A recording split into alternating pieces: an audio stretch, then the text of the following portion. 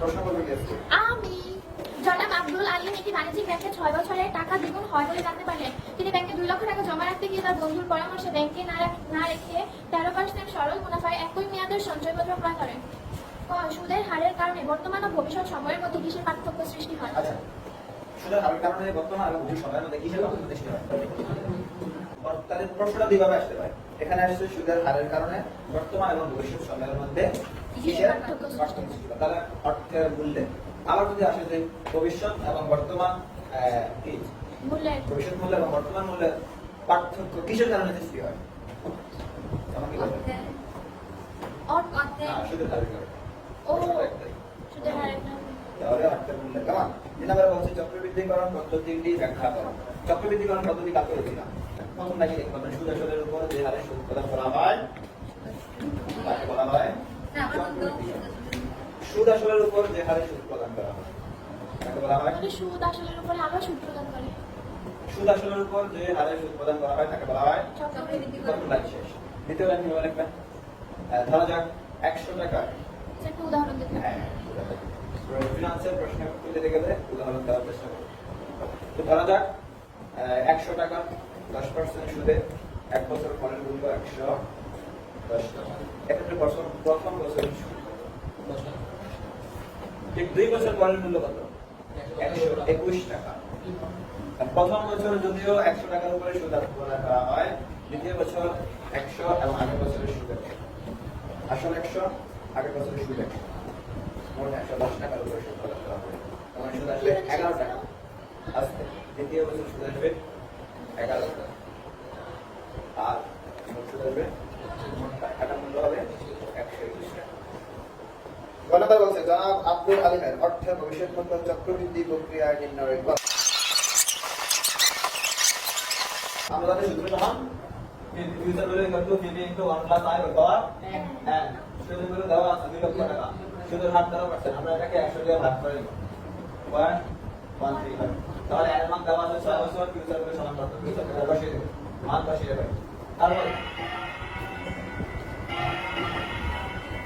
তাহলে 6 বছর পর হলো আর 4,16,90।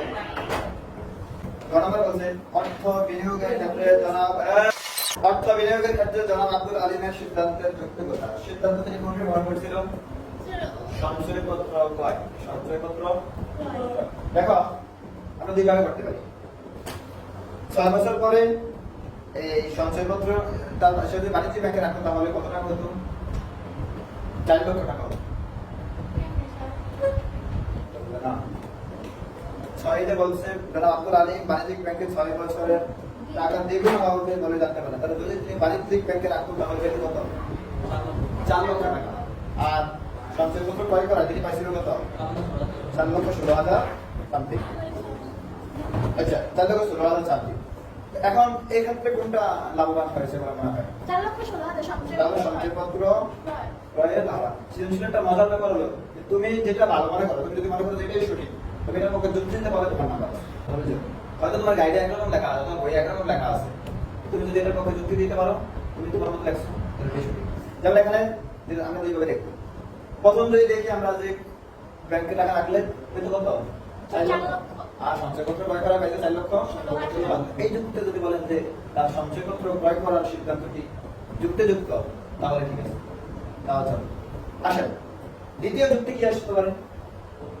তিনি দেখেন সঞ্চয়পত্র ক্রয় করায় সুদ পাইছে কত পার্সেন্ট?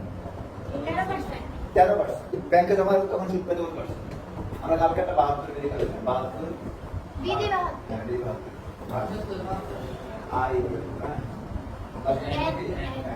72 দিয়ে ভাগ করব এক কত হবে? 6।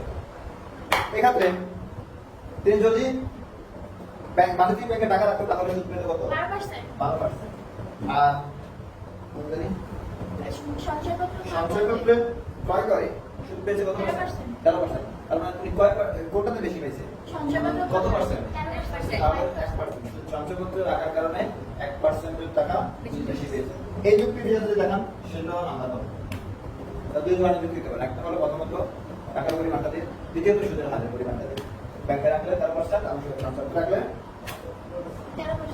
13%, ব্যাংকে রাখলে 12%। তাহলে তো যেহেতু তিনি 1% সুদ বেশি পেয়েছেন, দুজনে লাভ করবেন। ঠিক আছে?